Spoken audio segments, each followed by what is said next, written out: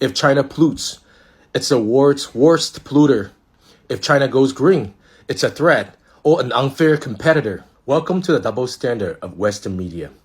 Everyone who is just now getting on Rednote and realizing that China is way better than the US portrays it as, and that they are so much more advanced than us, some of us have been knowing. Okay, some of us taught English there and lived there a few years ago, and they were already light years of where we are today and now. Okay, China is not the victim. We are not the victim. You are. This nice lady sent me messages like she find out U.S. government spent $1.6 billion to do anti-China propaganda. And she feels sorry for us, like we are the victim. No, dear, we are not a victim. You are. They spend your tax money to brainwash you. I see now why the United States have been feeding us this propaganda about Asian Americans or Asians in general, Chinese specifically. It's because we owe them fucking money. We owe them money. We owe them like almost $1 trillion, bro. We owe them bread. Yo, I need people to get fucking real about the state of our material conditions here in the United States, right? Because I know I'm not still seeing people criticizing China about this and that or whatever when our material conditions here are fucking trash and do not compare to the material conditions in China whatsoever. It's like comparing apples to oranges, and we have the data and everything to prove that.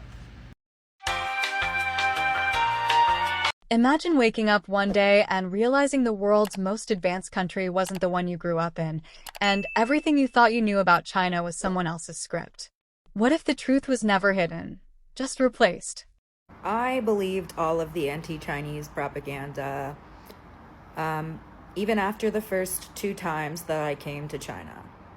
Why?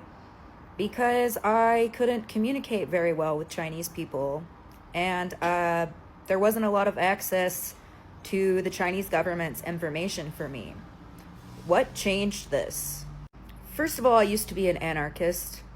And at the end of the day, the antithesis of being an anarchist means that you oppose all forms of the state. Part of becoming a communist makes you realize that the state is actually needed. Otherwise, how are you going to suppress the capitalists?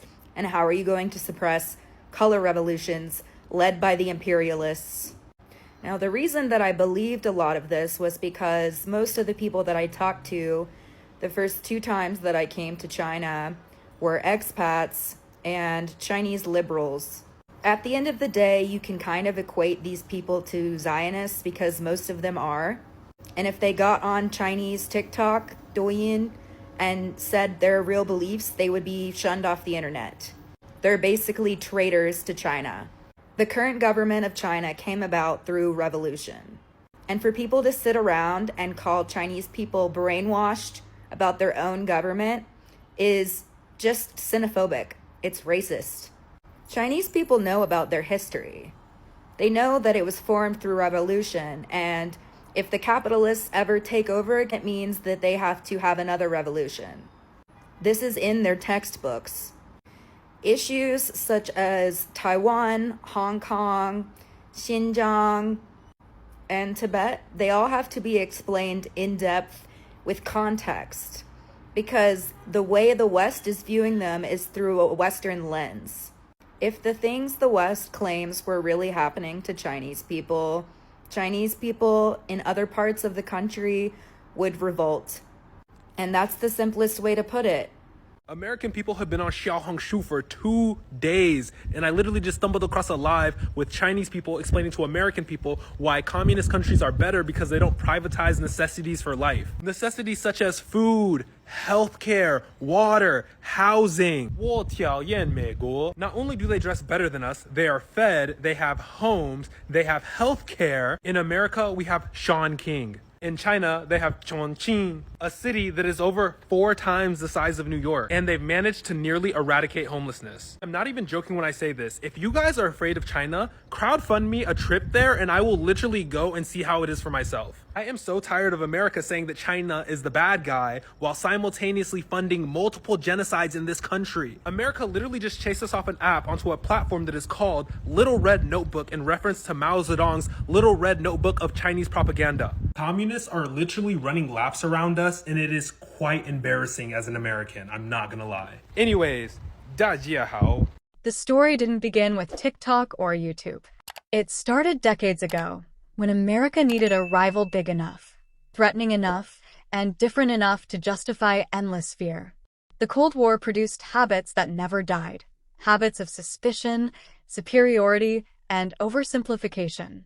Growing up in the US, China was always described as the other. Not a country, not a society, but a symbol. A cautionary tale. A villain. A warning of what America should never become. What's wild is that I never questioned how every person around me had the same description of China, almost word for word. A place with no freedom, no innovation, no happiness, and certainly no modernity. It wasn't until years later that I realized these weren't organic opinions.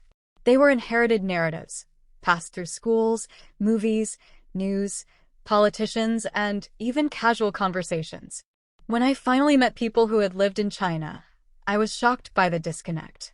Everything they described contradicted everything I had been told. And the more I dug into the roots of these narratives, the clearer one uncomfortable truth became. America didn't misunderstand China. America needed China to be misunderstood.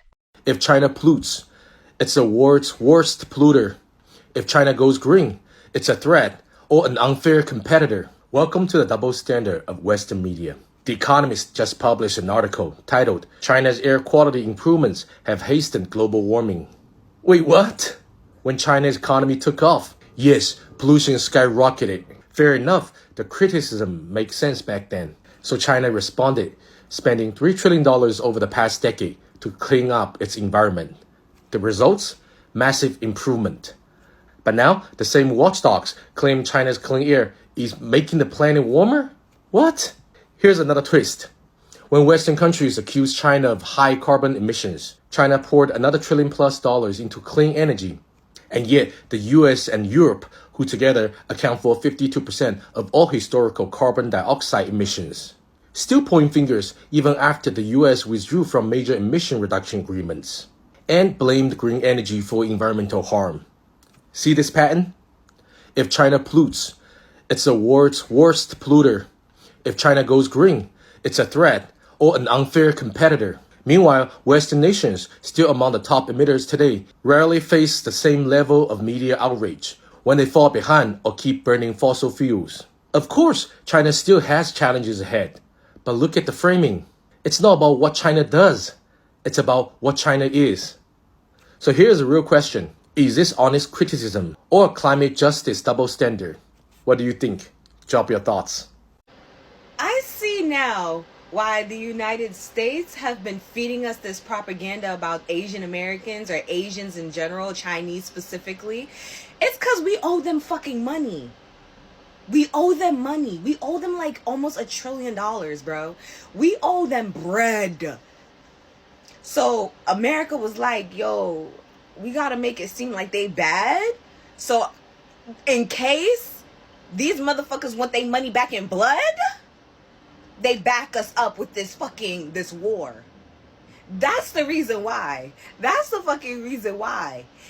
They know they owe them motherfuckers money. Okay? They owe them money on. Alright?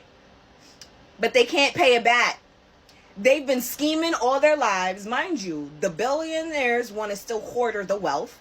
But they've been trying to get us to pay the debt that they've put our country in. They can't afford to get out of the debt. So there might be a time when China's like, all right, square up. I want that bread. What's up? And they want us to be able to back them up when they go to war.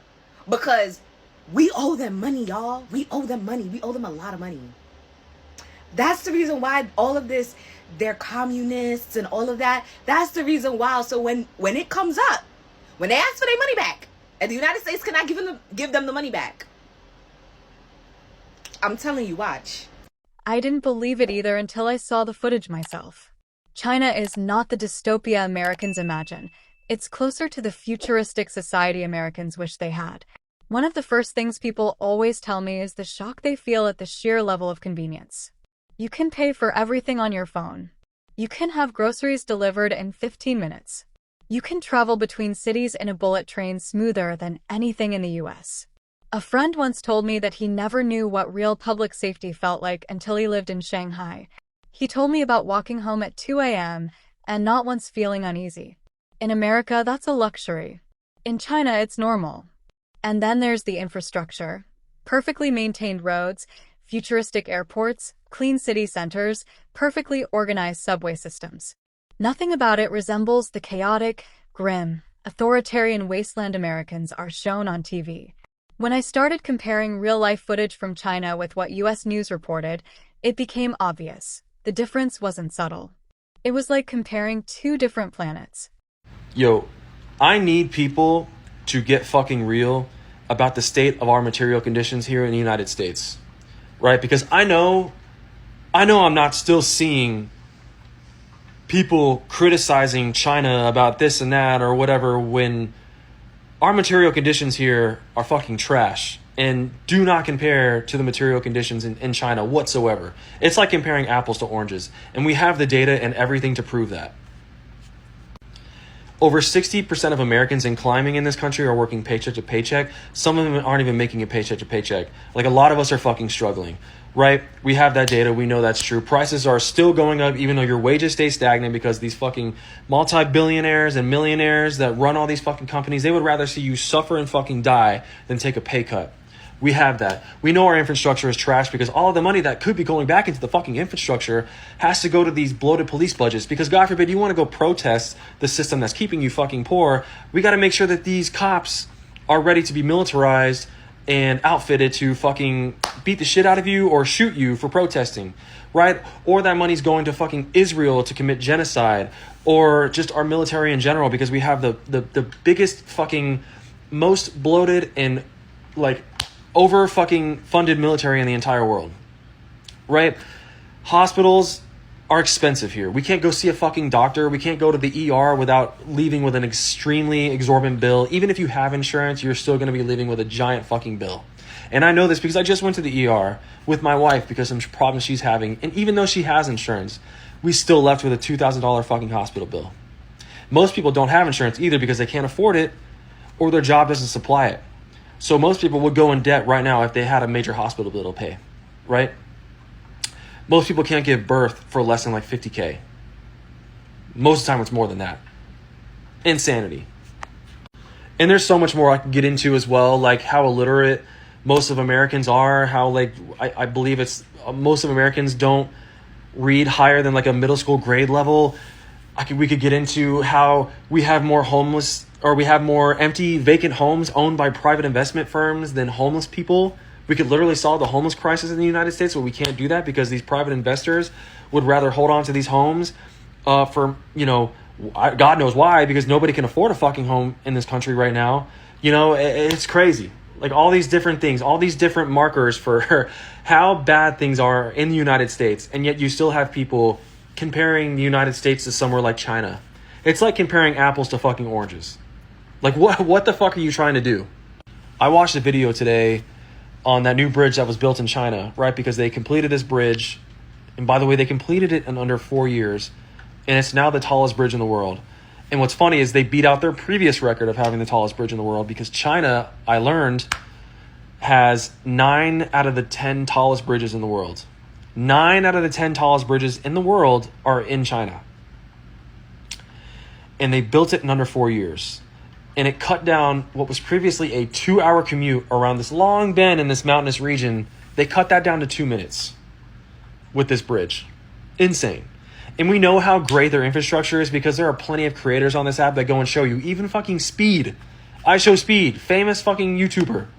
went to China, streamed it all, showed you like how amazing their cities are, how well built they are, how efficient they are, how clean they are, how high tech they are. They have high speed rail in China. Like, please be fucking serious. Like, their infrastructure is vastly better than ours. It is vastly better, right?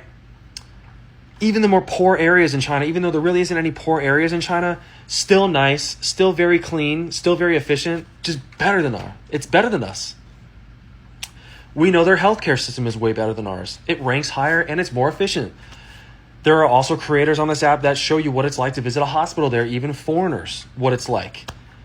They go there and they literally get imaging done, like x-rays and MRIs, and they get medication. What would cost you fucking thousands in the United States cost them like less than 200, and they will literally show you the bills showing exactly what they spent. Literally insane. They've eradicated homelessness in China. Their groceries are much fucking cheaper than ours. They don't have homelessness. There's no homeless people in China. And yet, people still want to try and compare the United States to places like China. Brother, what the fuck are we doing?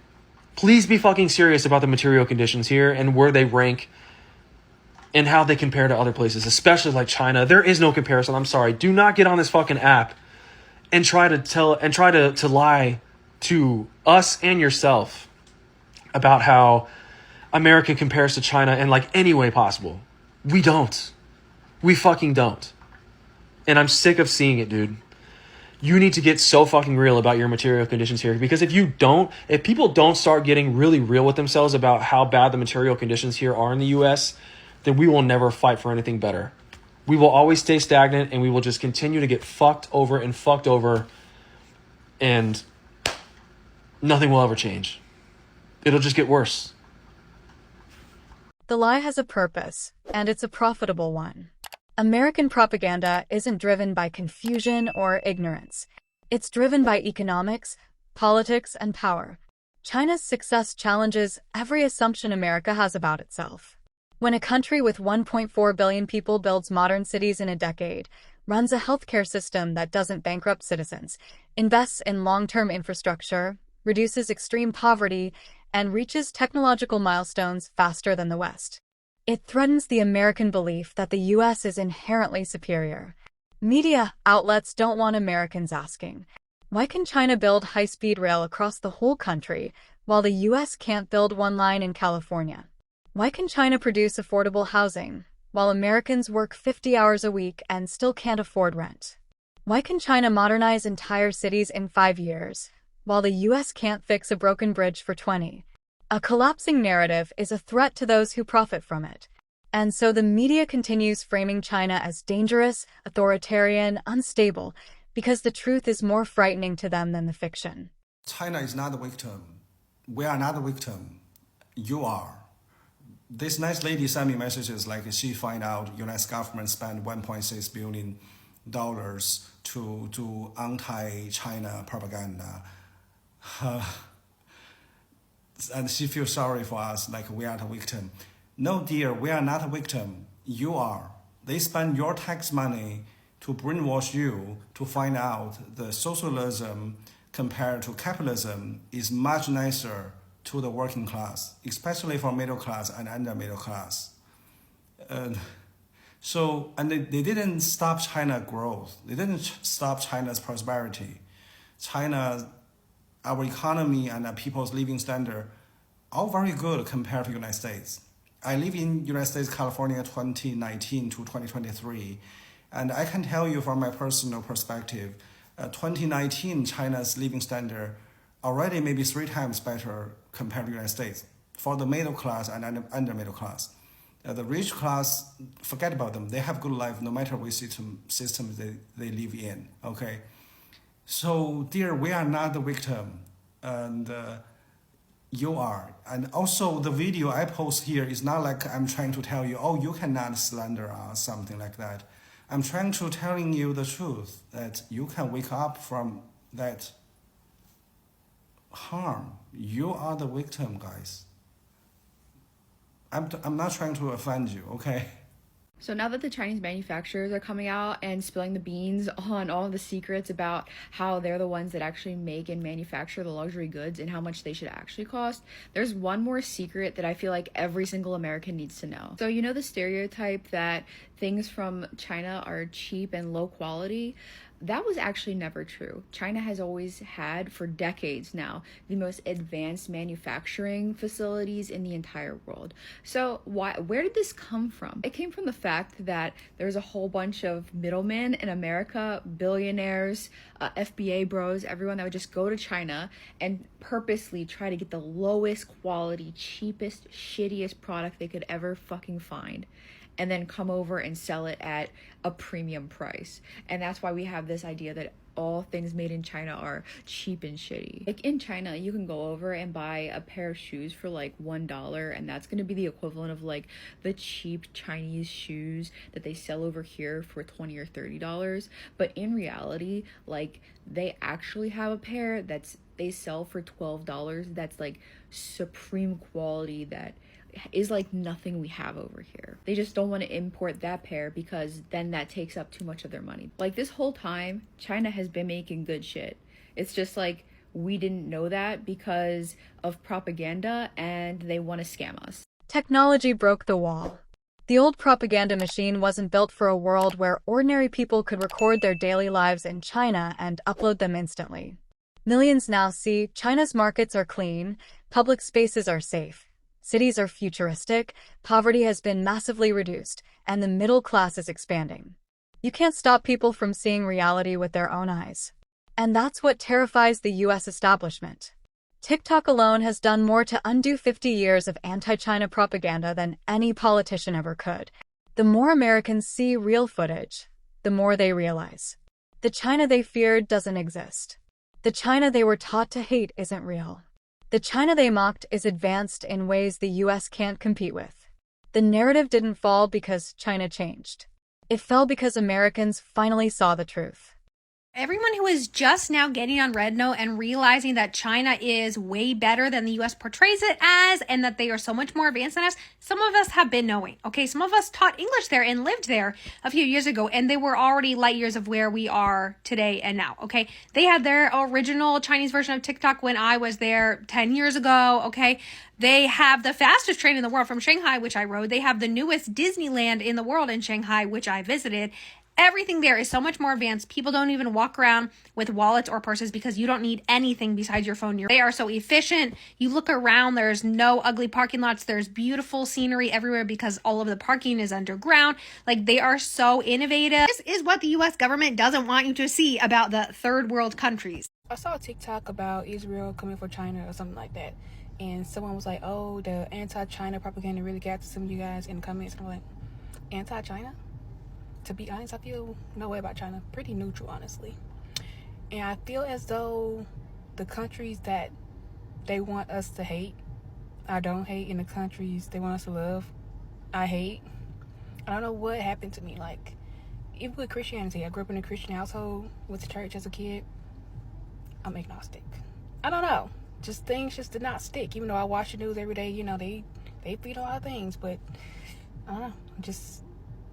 It didn't stick to me. There's a moment, a painful one, when Americans finally realize just how deep the misinformation runs. It's not anger at China. It's anger at America. People start asking questions no government ever wants to hear. Why didn't we get this? Why were we told they were behind? Why did we grow up believing lies? For many Americans, it's not about liking China or wanting to move there. It's about realizing their entire worldview was shaped for them, not by them. That is the moment the old narrative dies. Okay, I was scrolling on Xiaohongshu, aka the Rednote, and I came across this post. Basically, the American people are asking Chinese people, can you tell me what's something Western media tell us about China that's totally incorrect in reality? Now, I'm a born and raised Chinese. I moved to the United States like 10 years ago. So I have lived in both countries for a fair amount of time. So I know for a fact that which are the lies and which are true. But let me tell you, my jaw was on the floor when I read the comments, because They are just like beyond imagination. Let me read some for you. This one says, we don't have a credit system to evaluate each other's behavior, which is true because a lot of people are asking me about social credit in China. I was like, what are you talking about? Now, mind you, I still go back to China to visit my family and friends every year. So I'm not like out of touch with them. And also, no child labor in China. I got asked about this all the time. There is no child labor in China, okay? I think the Western media said something about, like, there are children's sweatshop all over in China. They make, like, $1 a day. Where did you get that from? Like, what? And also this. 99% Chinese do not eat dogs or cats, okay? In the past, some regions have that tradition, but it's gradually abandoned, which is true. Those are the regions, like in the past that we're talking about, like decades ago, they have very limited food resources. So they actually farm dogs, just like we farm pigs and cows here, to as food. But now, even for those remote regions, we have plenty of food now. Food is not scarce anymore. So those tradition has been gradually abandoned. And a lot of people in China also been protesting to abandon this tradition. Also, this is so funny. I've never heard of this. Like, is it true 83% of Chinese population work for Shein? And this person answered, nobody knows Shein in China. Which is so true. Like, Shein, there's no Shein in China. And 83% of population, like, are you fucking kidding me? Like, do you even believe that? Do you actually believe that? And this, I assume that you are all working for $3 a day like they told us here. And this person answered, which is true, okay? In small city, it's like $5 an hour, yes. And in big city, it's like around 100 a day or more.